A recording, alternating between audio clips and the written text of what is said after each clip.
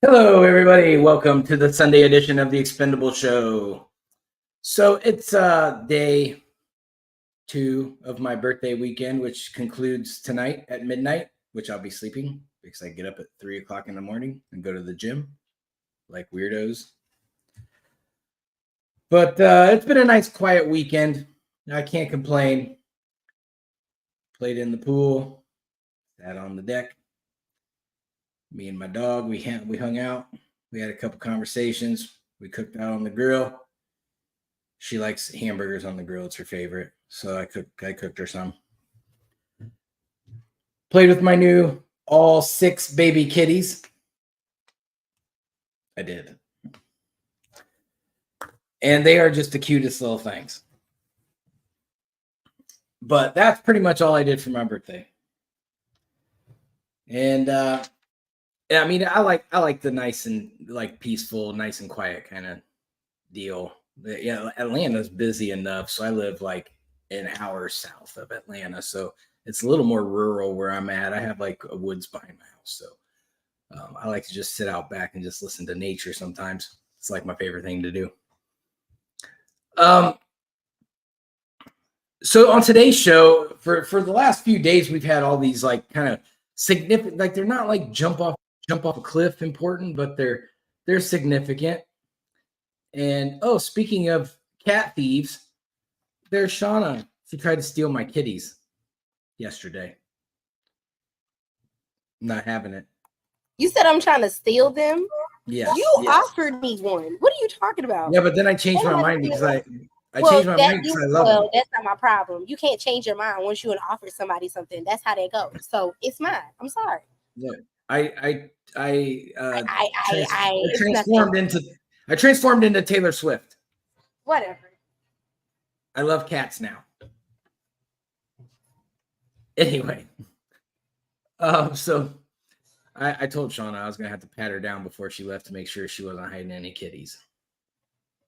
We're not having that. Yeah, you. But this weekend, what has happened is pretty much the whole country knows that RFK Jr. suspended his presidential runs in swing states only. There's 10 states where he suspended his presidential candidacy, so that way he doesn't hurt Trump. Well, then he came on and he is now endorsing Donald Trump, which is it's a big deal. I personally am a supporter of RFK Jr. I have always been vocal about that, and I mean there are a lot of major issues that he has that I don't agree with. I think on some things he's a little too far left, but I think on the issues that he's bringing to the table in the Trump administration are things that need brought to the attention that we have not seen in previous, maybe in history in presidential elections. So these things need to happen. So I'm very excited for Robert Kennedy Jr.'s plan to start unfolding with some of the things that he wants to accomplish. So for one, RFK, he's anti-vaccine, which I'm an anti-vaxxer. I did not get a single vaccine. I did not get a single anything. I did not get COVID, not once during COVID. Yeah, I've never, I mean, I really don't get sick. So, but it's just a non-thing for me. I don't believe in COVID. I think when you look at the statistics, they're like, well, the statistics say COVID was big. Well, I think it was a misdiagnosis on purpose. I think what we saw was just a little bit of a genetic variation of the flu, because then the flu statistics were like at an all-time record low during COVID. So when you look at the statistics, and they don't want to talk about the flu cases that went drastically down. So I think it was just a scare tactic. You know, the flu kills lots of people too every year. So, you know, when we look at it from that perspective, I refuse to get jabbed. I would not work at a job that made me get a jab. I think it's a vaccine of poison. And you see people that have 6, 7 jabs and all these boosters, and they still get COVID. So I just don't. I think it was all a giant scam. I think. My Go ahead. only thing to say to that is look at how much the companies who produce the vaccines made during COVID. And that's the issue that I have with that entire thing. So to add to that, Shauna, so as you know, I wrote my book, The Swiss Effect, is going to be getting released this year. So I actually covered the money part of that in my book, to where I showed that the Johnson & Johnson, Moderna, Pfizer, all those big COVID vaccine makers were all the top 3 shareholders of all those companies were BlackRock, State Street, Vanguard. When you look at some of the top donors of the NIH and a lot of companies over in China that we won't mention because I get censored every time I talk about China, but they are funded by BlackRock, State Street, Vanguard. So what better way to start a multi-billion-dollar company than to start a multi-billion-dollar company with the power that you have? So I believe that these variants were rushed out to make money. That's my personal opinion. Love me, hate me, tell me I'm crazy. But when you look at how the money all worked out and who benefited from all this, it was BlackRock, State Street, Vanguard that benefited from COVID happening. So I mean, you can't really dodge that information. It's right there in front of your face. If you know where to look, you'll find it. You just look at the shareholders. They own everything. So when things happen, it's easy to really look and see what kind of influence they had and who from their agencies or on those specific companies as boards to create the direct influence. But we don't think that way. However, Robert Kennedy does think that way. He is a proponent to attack BlackRock, State Street, Vanguard. He understands the problem that those 3 companies, those 3 asset management companies cause. It is a big deal. They manipulate the markets. So when we get all these liberals out there saying nobody manipulates the markets, yes, they do. BlackRock, State Street, Vanguard, and then over in Europe, the United Bank of Switzerland, all of those asset management companies manipulate the markets. They control everything. When you look at BlackRock, for instance, because they're the top of the hierarchy, they're the richest asset management company in the world, and they're headed by a guy named Lawrence Fink. So he can basically. So when you look at the top asset management holdings for like Pepsi, it's BlackRock. When you look at it for Coca-Cola, it's BlackRock. So the same company is in competition with itself. So you have a ton of power when you do that in the markets to manipulate how you want. You can strengthen one you just basically look, where are you going to get your largest profit margin? Which company are you riding with to get the largest profit margin? And then you consistently stay in competition and up the bar on each other to continually make your asset management company make money. It's a monopoly. I call it a triopoly because it's basically 3 asset management companies working as one giant conglomerate. So when you look at the shareholders for BlackRock, their top shareholders are State Street and Vanguard. And it's like that for all 3 of them. They all invest in each other. They're all the top shareholders for each other. So I think that's how they get away with from the monopoly laws that we have here, because they broke their monopoly up into 3 groups. And that's where we have to say, hey, the gig is up. We know what you're doing. And for 2, you can't have that much power over American markets anyway. This should not be allowed anyway. When you go look, there's a guy who does these videos on Facebook, and YouTube and TikTok, where he'll show you an aisle in the grocery store, and he'll highlight everything in red of everything that BlackRock, State Street, and Vanguard have controlling power over, and it'll be the entire aisle except for like one little section of a row somewhere, And so that tells you just how powerful those companies are. And he does it with almost every like anything that Walmart has, he's done a video on it, and he can basically show where where those companies own everything. Oh, thank you. Yeah, Shane. Well, you're welcome. No, I'm so sorry. did you see what I had sent you like 2 days ago when Blackstone, what you say, is it BlackRock or Blackstone? BlackRock. The company. Oh, yeah, okay. Never mind. BlackRock's the bad guy. Okay. Yeah, there is a Blackstone out there. They're not like BlackRock. They're just a bit different. BlackRock's the big dogs. They own the world.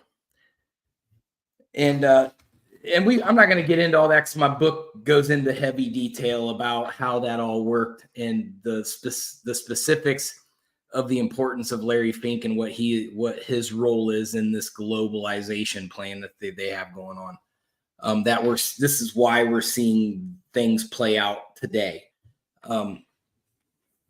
So we know RFK, he's an anti-vaxxer. I'm all for that. He wants to get the chemicals out of the food, especially the kids' food. I'm all for that. We basically feed ourselves poison all the time. I hate eating our food. I don't eat out unless I absolutely have to.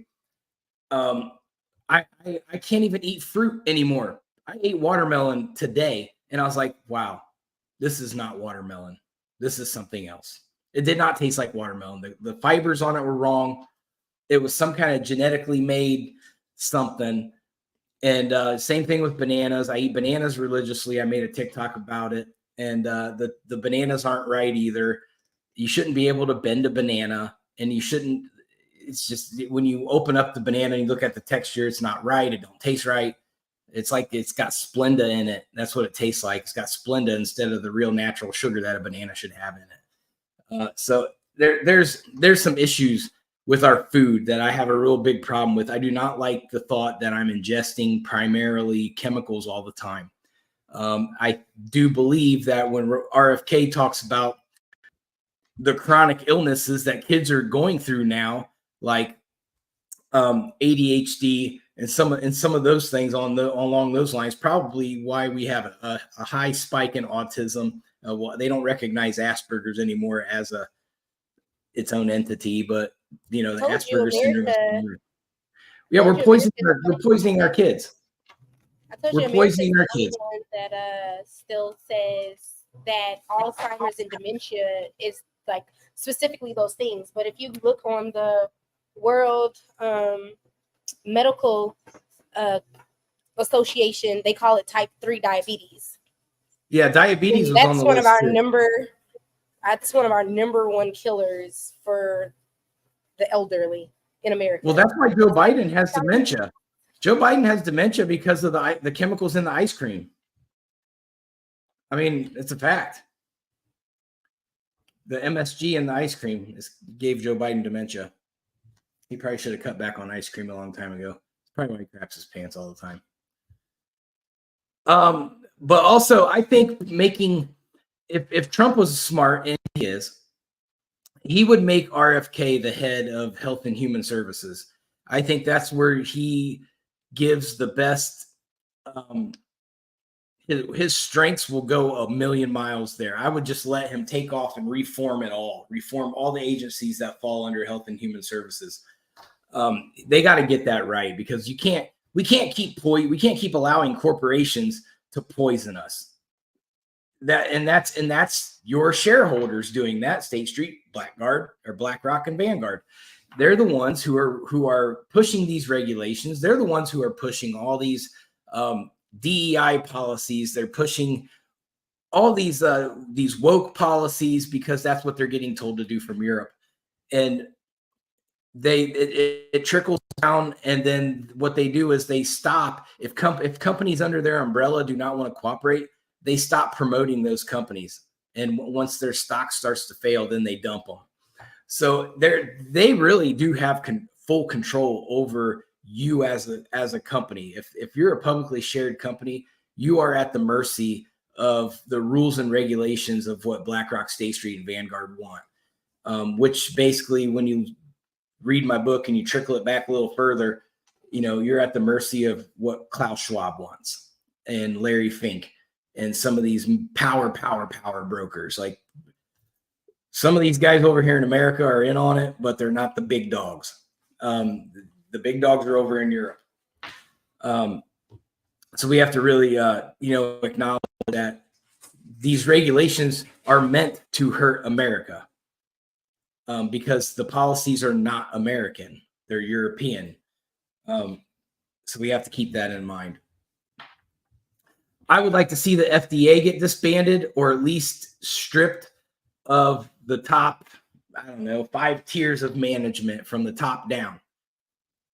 Get rid of all of that. Whoever's taking those orders, they're gone. Same thing with the CDC. They need to gut the CDC.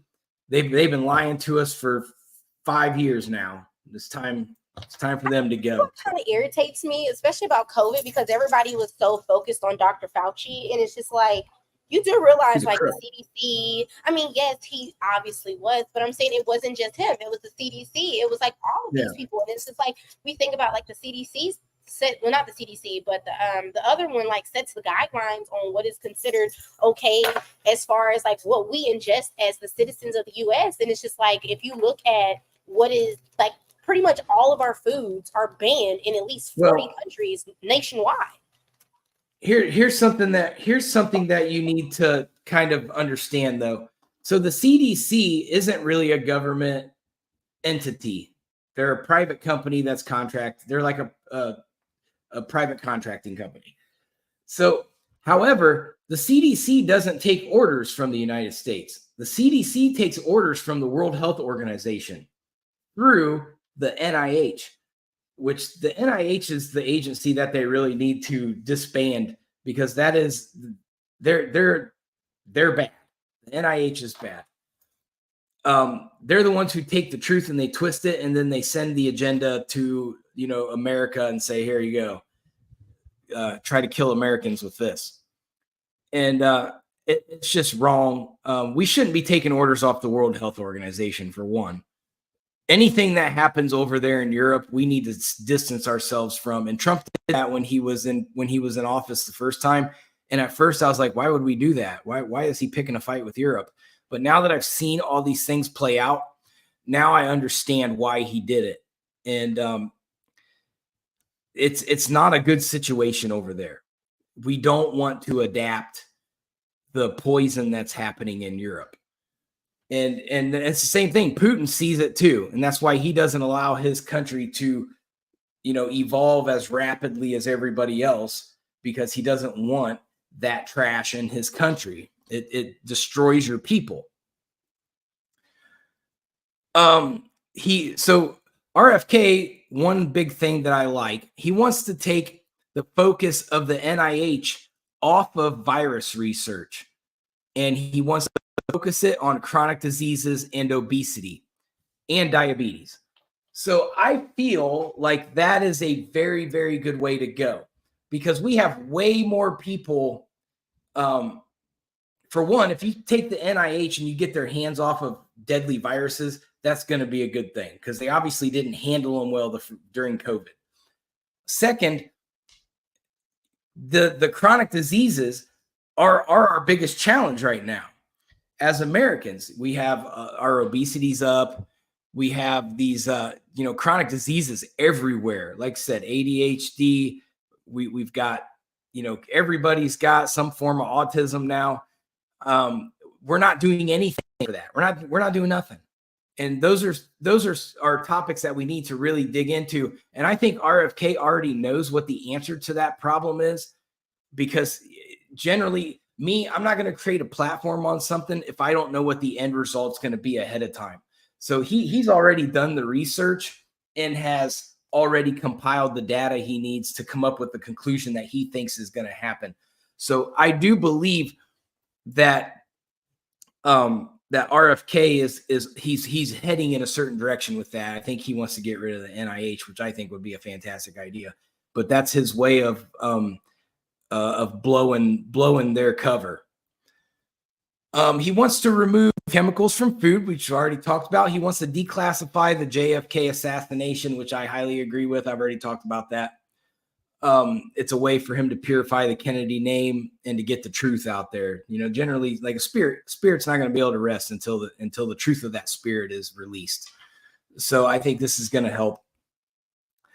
He's big on stopping censorship, which I'm huge on that because I get censored all the time. So I'm sick and tired of getting censored. I'm sick and tired of like TikTok putting something up there saying, hey, we don't understand your sense of humor, so we're not going to circulate your video. And which I currently have a lifetime ban from being able to market a video on TikTok for a cat video that was making fun of Hunter Biden. So like TikTok has no sense of humor. So the Chinese, they don't laugh or something. I don't know. Yeah, I've never really seen a Chinese guy laugh, but TikTok they don't like anything that's anti whatever their agenda is. So they just censor you. So you have to be very careful. Like I have to put for entertainment purposes only on my videos or put satire in the description. So that way they won't take my videos down. But either way, I can't make money off of TikTok. They've prevented that until the end of time. I appealed it, and then they gave me a 10-year ban. And then I appealed it again because I said that was excessive. And they said, no, you're back to a lifetime ban now. I was like, you guys are ridiculous. So yeah, so I get censored a lot. I get put in Twitter jail all the time. I've been put in Facebook jail several times. Sometimes YouTube will not circulate my videos. I'm hip to you guys too. So what they just keep saying that, oh well, the algorithm changes. No, it doesn't. You guys just you were told by somebody high up in the administration to censor certain things. So RFK is highly against that, as we know that he was highly censored during his presidential campaign. He damages, he was damaging Biden, and now he's damaging Kamala Harris. So they were censoring him bad. They wouldn't let him in any debates. They wouldn't let him get any airtime. Like they were really screwing him over. And so I'm glad that he wants to make a big deal about that. Censorship's wrong. And then you keep seeing in Congress where these liberals keep getting on TV during sessions and saying, well, we need to really sit down and come up with some kind of organization to stop people from saying mean things and misrepresenting things. And like, man, you guys already tried that once. And then you put that singing Nazi on there on your committee head, and then it failed miserably. Biden had to shut down that department. So censorship's a big deal. He's going after BlackRock and Vanguard and State Street. That's exactly what needs done. He came out and he said, "Look, man, the state of the Democrat Party is not the same Democrat Party that my dad and my uncle were a part of. You know, back in the 60s and 70s and 80s. It's a different kind of party." And I forget who it was. It was Chris Cuomo. I was watching Chris Cuomo at the DNC, a video that he made, and he said, look at the stage. So they get up here and they say they want to take money from the rich and give to the middle class. They want to strengthen the middle class. But he said, you see all this, the ring of suites up here? He said, those were all full of the billionaire class. And he said that looking down on the people. And it made me think about it. I'm like, man, he was really hitting like a point. And I think a lot of people saw that video and was like, wow, he is hitting on a point. Like even though Kamala's saying whatever kind of trash comes out of her mouth, but in reality, the billionaire class is still looking down on what's going on. And you think that Kamala's going to turn away the $1 billion donors to stick up for the middle class? No, she ain't. She's going to take every single penny that they want to give her. But then in return, you got to sell your soul to the billionaire class. So it is what it is. And it's not going to change that. This is what the Democrat Party has turned into.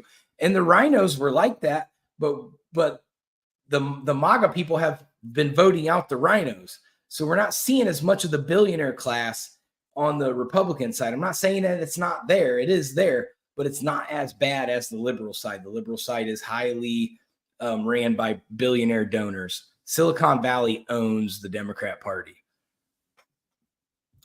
So there's also, it's interesting because I follow, like, I used to not do it, but now I'm doing it because this one prophecy starting to come true. And the evangelicals, they've had this prophecy about Trump, and then they had a prophecy about him getting shot that came true. And now they've another one of theirs has come true, that they predicted that a Kennedy would bring together both Republican and Democrat. And I think the QAnon people were interpreting that wrong. I think they were thinking it was going to be John F. Kennedy coming back from the dead. I think that's what they were saying. But it's we're seeing it in real time now. Is RFK, coming with the Trump party and bringing them together, and they're going to really strengthen the two different angles of things up. So what does Trump gain?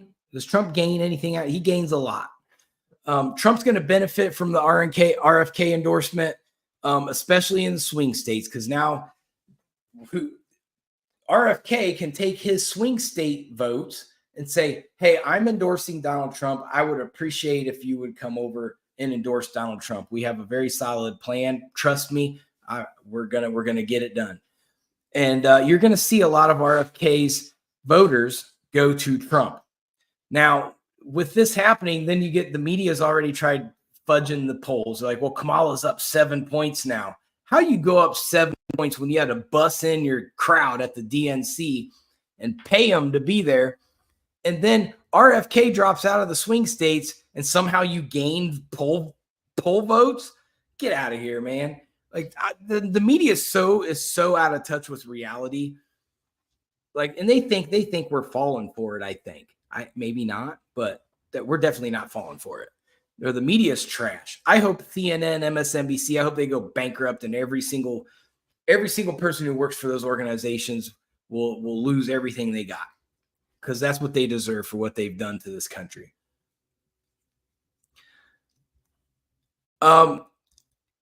So what this shows America, by bringing in RFK, it shows America that Donald Trump is willing to work with people on the other side of the aisle, and in order to bring in good policies that benefit America.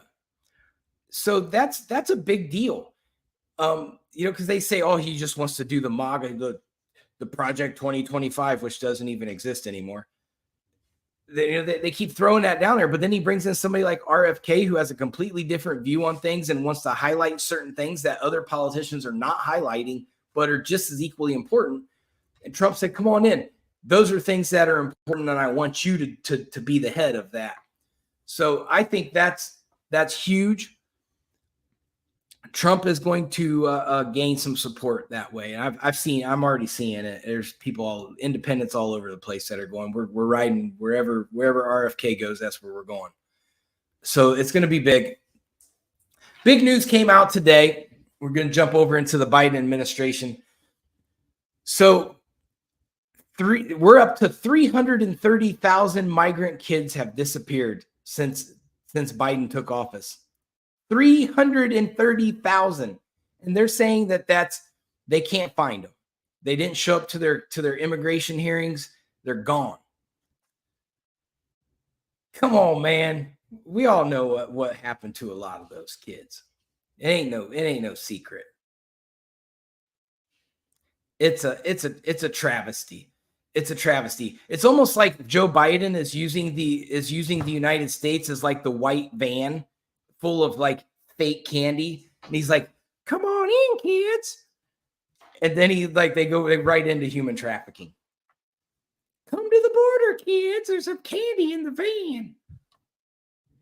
That's what it's like. I mean, that's how Biden's playing this. Well, if we get all these immigrants over here, I got plenty of kids to traffic. They need to address this trafficking issue and shut it down. Donald Trump is itching to do it, and they need to let him do it, because you're not going to see the Biden administration. You're not going to see the Harris administration or Tampon Tim, he's not going to do it either. Speaking of Tampon Tim the horse whisperer, Waltz, that's what I call him. Tampon Tim the horse whisperer, Waltz. He's got lots of titles. He had a high-profile meeting with one famous Alex Soros. Huh. Tampon Tim's in bed with Alex Soros. Alex Soros said that he was going to eliminate conservatism from the planet. And Tampon Tim, who's supposed to be bringing people together with his double hand wave. What? I feel like he has something to say.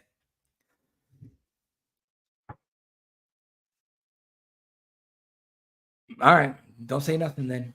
Nothing to say. Well, that he's creepy. Tampon Tim is creepy.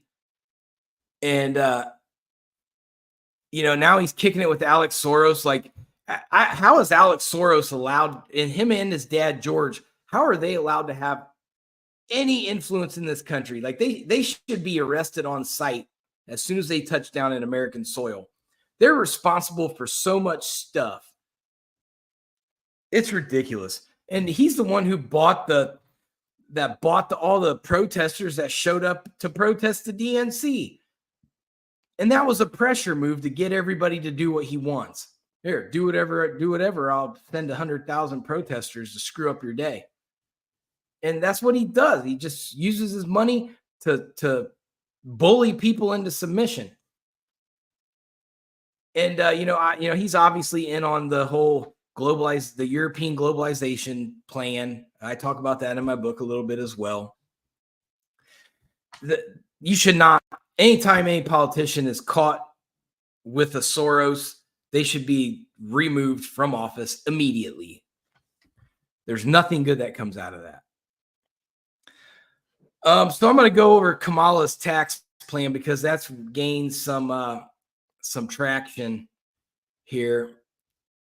So she has a really bad tax plan, especially for unrealized capital gains. So we're going to talk about her unrealized capital gains. Now, so she hasn't come out and said here's my tax plan. She's just come out and said, I'm going to do Joe Biden's tax plan. So here's what Joe Biden's tax plan is. He wants 25% on unrealized capital gains. That means, like, if you buy a house for $100,000 and they find out it's worth $200,000, you're going to pay 25% tax on that. So you're going to pay $25,000 tax that year for the increased value of property, which is a ripoff. It's the government stealing your money. It's a shakedown. So every time your property gains value, I'd almost go like have an unlivable house just so you don't have to pay taxes on it. If that's how they're going to do it, like, that's totally not right. So that is her. Now they're claiming that it's going to be for the $100 million club. It's going to be for the businesses that don't pay 25% in tax. So it's basically for the businesses that find a way through the tax loophole, which is every business in America. She's gonna shake down and steal from every business in America because they don't want to close the tax loophole, because every politician in Congress uses that same tax loophole. Save ourselves, but screw the country. That's going to be their plan.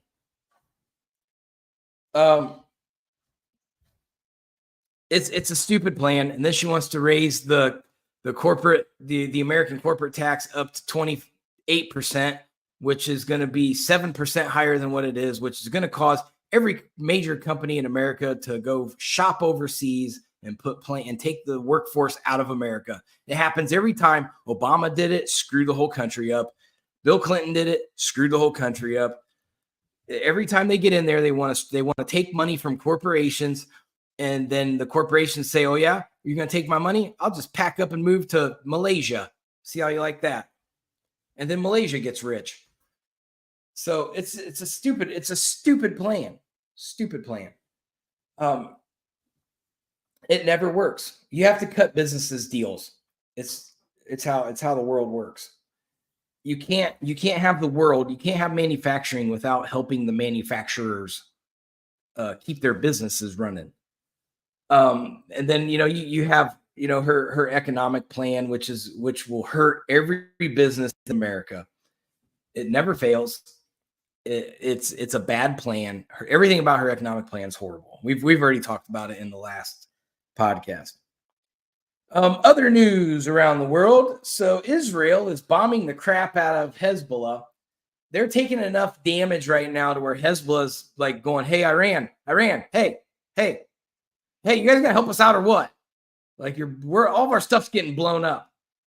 And Iran's going, "Hey, we'll just wait. Well, what's happening over there? I didn't see that." So ever since Israel assassinated that big dog over there, Iran talked a big game and they've done nothing. I'm calling Iran's bluff that y'all ain't about that life and you don't stand on your business. You're just a bunch of cowards in a big giant pile of sand out in the middle of nowhere. So eat on that. You got flunkies doing work for you and they're getting beat up on. You ain't trying to help them. Yep, you're trash. You ain't got no riz. Iran ain't got no riz. The guy told us rizless. He ain't a rizzler like us over here in America. There's no Sigmas over there in Iran. What? I know you got something to say, Shauna. Why are you driving by all the skyscrapers like you're a big shot? I'm driving through the city to get home. I see it. There, you see it. Those of you who don't know what Atlanta looks like, just look out Shauna's windows. Look, here you go. You can see it. Yep, there it is. There's downtown. Mm-hmm. But hit one of everybody's what they hate the most. I'm about to hit 20 in a minute. Yeah, 20 sucks. That's So you're not from here. You don't know how to drive through it. Yeah, I don't drive on it at all. I stay away from it. I take all the bypasses around it. Also, big news that's happened in the last 24 hours. France has arrested the guy who runs Telegram, Pavel Durov, who that's creating a big international stink right now. They're saying that the United States had something to do with it. Naturally, everything stupid that happens, like the Biden administration's involved somehow. But they don't like Telegram because Telegram's a free-for-all. And you can pass information around really easily. Spies use it. It's encrypted. It's a tough encryption, from what I hear. I don't use Telegram, but they want to shut it down. Putin's has already demanded that he be released. We're not hearing anything out of anybody else, but Putin's like, you better release that dude. And nobody knows what he's being charged with yet. But it's a censorship thing. They don't like, they don't like people like him that create these platforms that the government has no oversight over. Because our stupid Congress likes to pass laws that gives the government oversight into our private lives whenever they want without warrants, which is completely ridiculous. I don't understand how that's still a law. Trump, if you ever listen to my podcast, you better make sure that goes away. Executive order, day one. Get rid of that stupid law. So what do you think about RFK coming in, Shauna?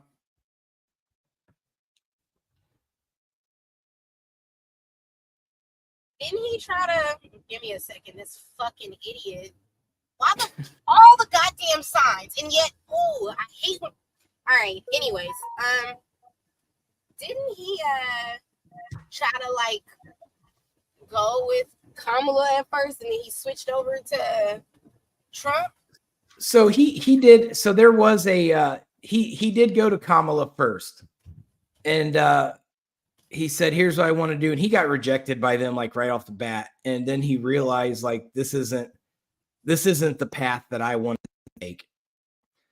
And they weren't giving him a path to go to the White House, and he admitted that. He's like, I didn't have a path. He said I kept getting censored. Nobody was giving me any opportunity to really like get out there.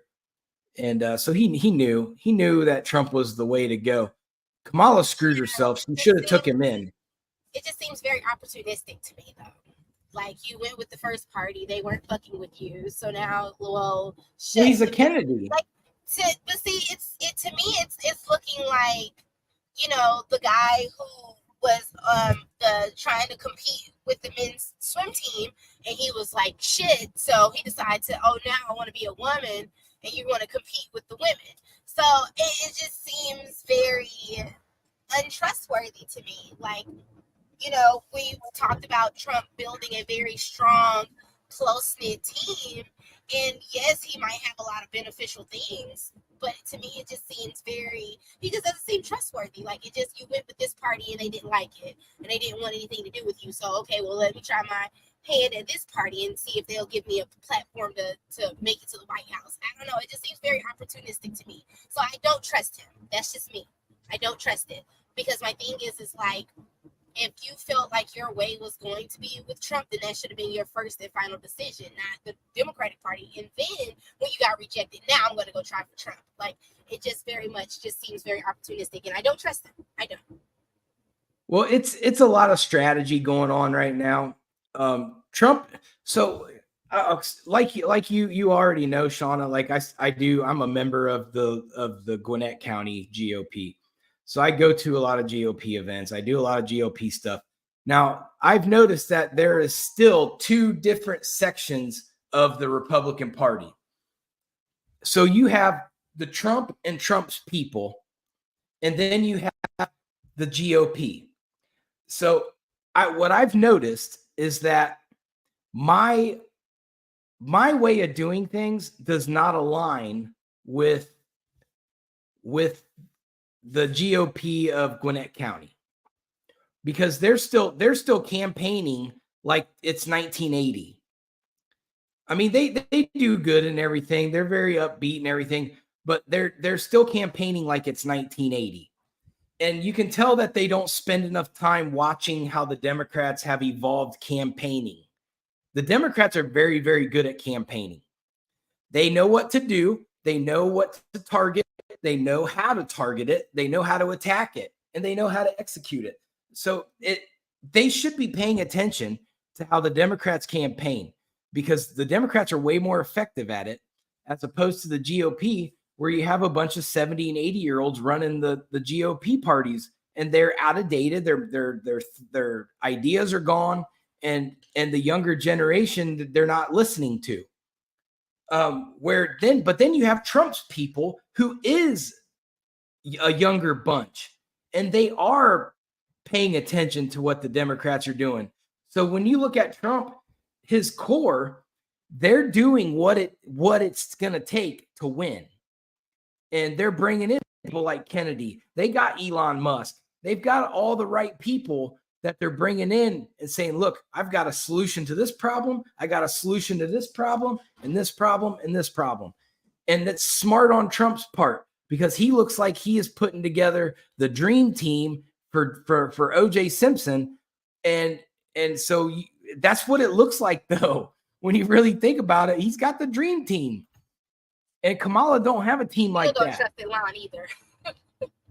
Yeah, but Elon's principles on certain things are very solid. If Elon generally, when he says I'm going to do something, he does do it. And when you're the richest man on the planet, it don't really matter what you say. You can do whatever you want. He could say, hey, Trump, you're not president now. I am. Outspend me. And but I mean, he won't do that. I'm just kidding. But strategic wise, Trump's inner circle gets it, where the old school GOP still don't get it. They don't get it. They're still playing by the old way of doing things, where you just kill everyone with kindness. They're not playing cloak and dagger like the Democrats do constantly all day. And I've tried to explain this to them over and over. I'm like, You guys are not going to make any gains in Gwinnett County until you start to play like a Democrat. They're going to trash you more, no matter if it's true or not. They're going to throw it out there and they're going to say it because that's what they do. Fact check them. Go ahead. They don't care. They don't care if they get fact checked. They'll just say, that's not true. I didn't say that.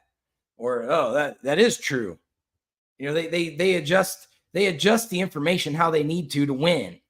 And I'm not saying that that's the road that the GOP needs to go, but I think they need to be more aggressive towards things. And especially in the local election events. And this goes for every area, every state. We need to increase our aggressiveness in the elections and stop just depending upon door knocking and phone calling.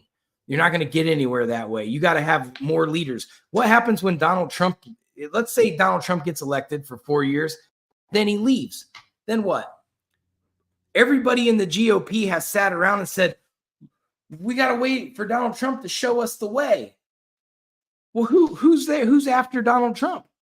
Who's going to show you the way after that? You guys going to be a bunch of lost sheep running around, running into each other? They should be molding the next person. The next Donald Trump needs to get molded, and I'm not seeing it happen. I'm not. JD Vance, maybe. DeSantis, maybe. But DeSantis kind of has his own beat of his own drum sometimes. You know, he's a little too harsh, I think, sometimes. And granted, he does run a very tight ship down there in Florida. I mean, there's not a lot that gets past him.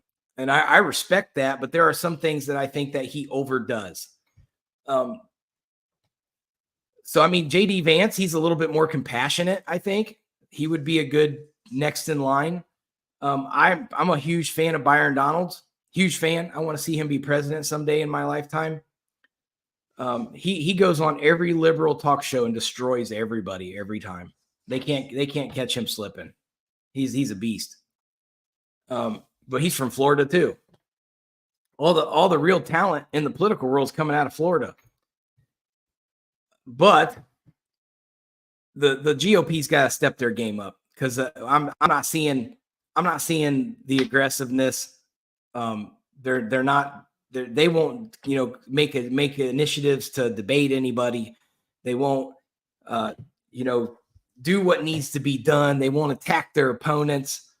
It's just, this is why you lose. This is why Gwinnett County turned into a Democrat county. It's been a Republican county for like 100 years, and they've slowly let the Democrats turn it into a blue county. And that's probably true for like Cobb too.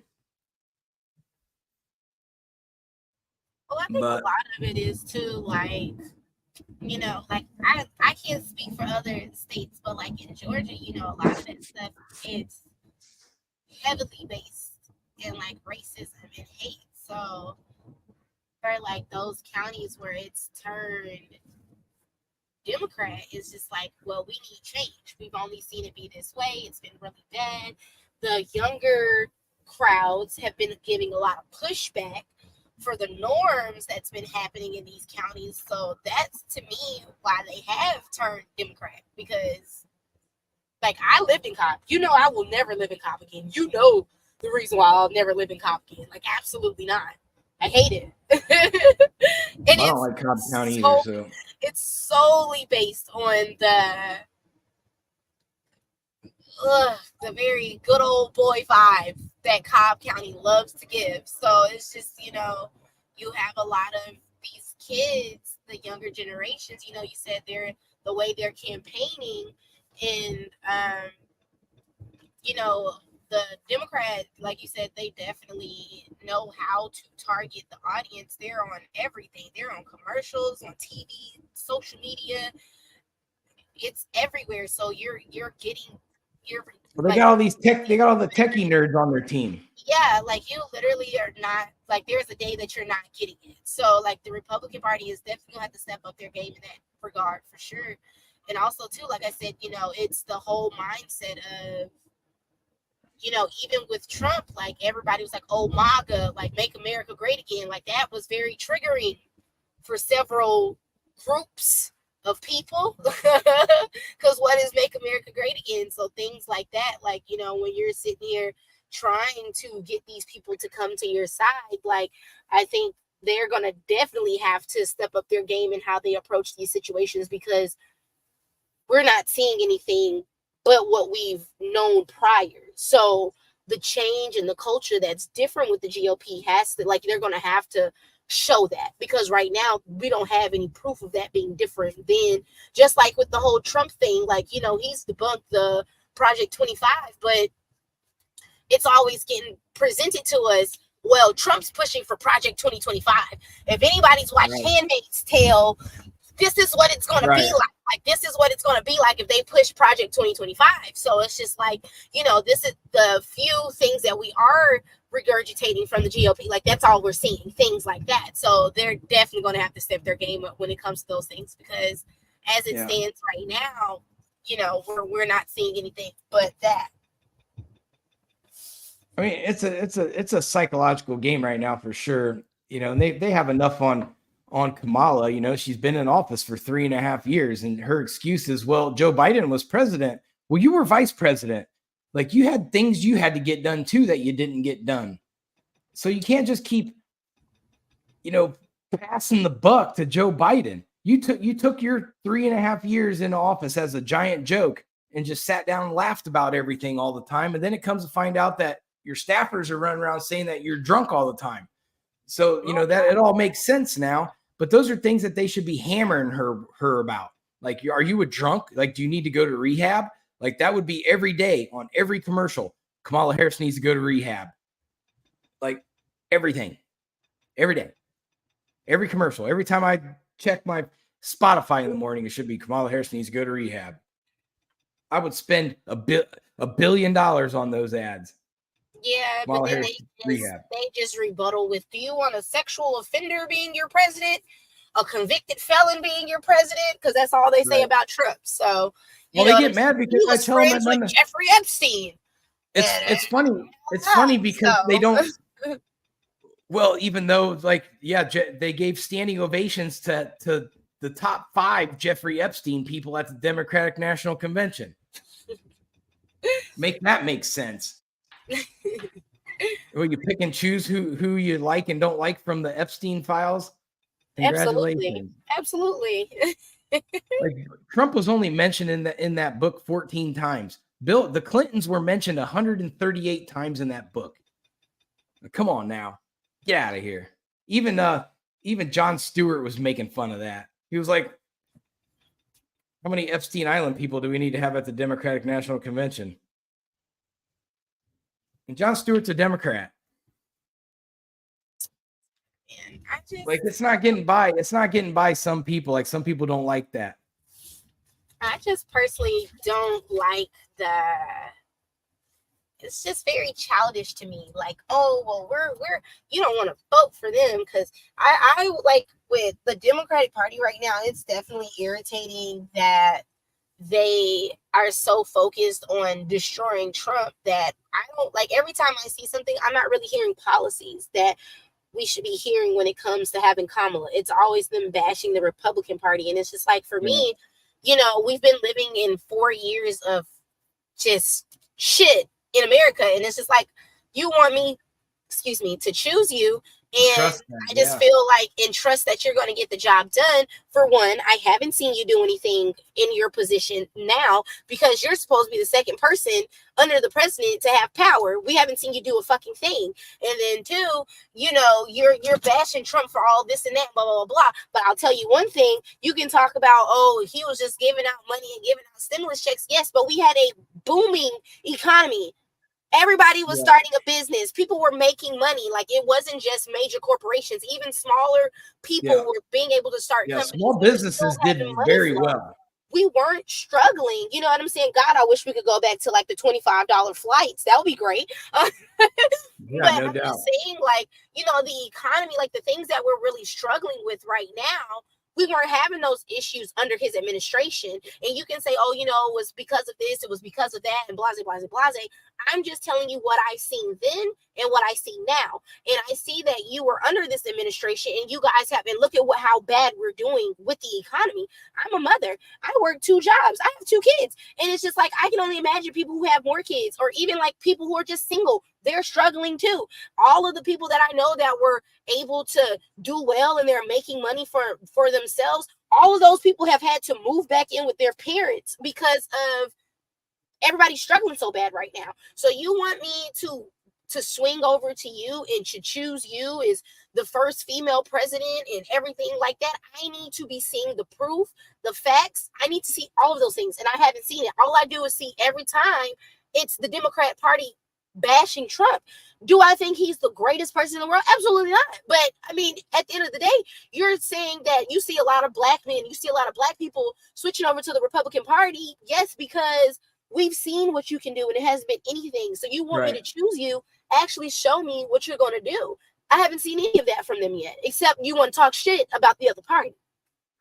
Right. When are we going to actually talk about the stuff that's going on? Like, even with the DNC, all I see is all these celebrities walking around. It was just like a big old party that everybody got to be drunk and take photos. And oh my God, like, look who they had brought out. Oh my God, look at this and that. Yeah, but I really didn't see any of the things really being talked about. They didn't talk about policy. They didn't. Even with Hillary, everybody's talking about, oh, how great Hillary's bob was. Nobody's talking about her speech. Nobody's talking about the points that's being brought on. Everything was just, it's like a joke to me from their end. And I think that's the part for me that's just kind of offensive. Like, you guys don't even feel like you have to put in any work for the fight. Like, you just feel like, oh, well, you shouldn't want to choose him because he's the orange man. You should automatically want to choose us. And that's all, like, that's what I'm getting from the Democratic Party. And it's just like, I can't take it serious. Like, you want me to not choose him, but I don't want to choose you either. It's almost like they're saying, stick to your stereotypes and do what you're told. Right. Definitely. Like, who wants to hear that? That's an oppressive thing to say to people.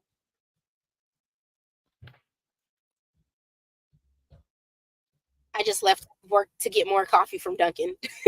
You are a traitor. For sure. You're on camera. You're caught now.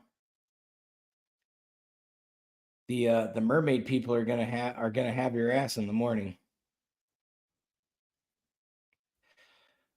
But anyway, that's pretty much the end of the show for the day. I wanted to cover RFK and the importance and the things that he wants to bring to the table to the Trump administration. I think it's a great, great thing. RFK is a tough dude. You know, you want to look at somebody who's taking bullets too. You know, that guy the Democrats have thrown everything in the kitchen sink at him, and he's still standing. And so I think the strength of those two guys, the strength of J.D. Vance, the strength of Elon Musk and Donald J. Trump, that is a strong, strong core to your party right there. And I love it. I'm excited about it. And I hope a lot of you other conservatives out there look at it the same way I do and just say, wow, what Trump is really putting together the dream team right now. We're just missing Johnny Cochran. That's it. We need a Johnny Cochran.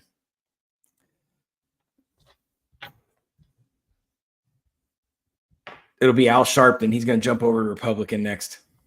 Oh, God. Please. Definitely can't no, trust him. We don't like Al Sharpton. Definitely. We do not like Al Sharpton. Definitely don't trust him. No, Al Sharpton's bad for business. He is. Absolutely. But that is the end of the show for the day. I hope everybody had a good weekend. I had a real nice weekend. Unfortunately, my vacation ends, so today was my first day back at work. Ugh. Yeah, I know. But we get a 3-day weekend next weekend because Labor Day. Well, you do. I don't. Well, that's right. Next time, Rick Ross, the boss. Sure. All right, everybody know where your kids are at. Stay safe. Just enjoy. We don't have a whole lot of summer left, so enjoy the sunshine while it's out there. It's about to start getting cold. It's football time. College football starts Saturday. Ohio State, be there or you're lame. All right, I'm out. Maybe if I can find my cursor. There it is.